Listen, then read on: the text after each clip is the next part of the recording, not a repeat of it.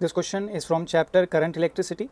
If the galvanometer G does not show any deflection in the circuit shown, the value of R is given by option 1 50 ohm, option 2 100 ohm, option 3 400 ohm and option 4 200 ohm. Students, in this question it is given that galvanometer is not showing any deflection. That means Ig is equals to 0. Current flowing through galvanometer is equals to 0. That means students, ये जो 400 ohm से current flow हो रहा है वो same current ये resistance R से flow हो रहा होगा, बिकॉज बिल्कुल भी करंट गैल्वेनोमीटर से फ्लो नहीं हुआ. That means 400 ohm and R जो रेजिस्टेंस है they are actually connected in series. So students, R equivalent क्या होगा फिर इन दोनों के कॉम्बिनेशन का? That will be 400 plus are.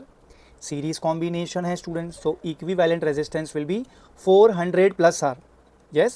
Now, what is the current flowing in the main circuit, students? Let me consider that current as I. As per Ohm's law, electric current I will be V by R. V is 10 volt divided by R. R is R equivalent, which is 400 plus R. Is that fine with you? Let me consider this as equation number 1.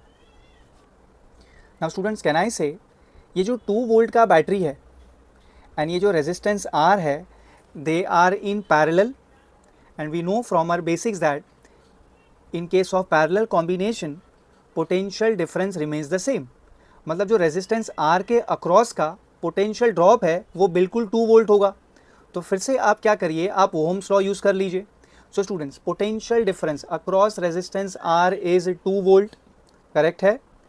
That is equals to IR. V is equals to IR. I is I, main current flowing through the circuit. R is R. Yes sir. So 2 volt is equals to IR. एक और बार हमने use कर लिया Ohm's law. That means I हो गया 2 by R. This is our next equation, equation number 2. बेटा अब आप क्या करिए, 1 को 2 से इक्वेट कर लीजिए. दोनों इलेक्ट्रिक करंट I के ही फॉर्मूले है. So 10 divided by 400 plus R will be equals to 2 by R. So that is 5 times cancel out हो जाएगा students ये.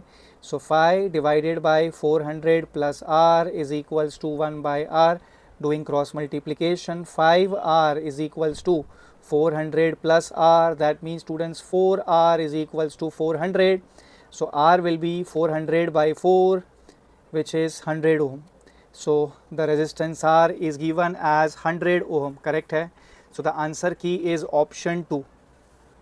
So main जो steps है बेटा, एक बार यहाँ पे आपको Ohm's law यूज़ करना था, एक बार फिर से ये वाले स्टेप में आपको Ohm's law यूज़ करना था, करेक्ट है. एंड दोनों से जो I का फॉर्मूला मिला उसे आपको इक्वेट करना था. ओके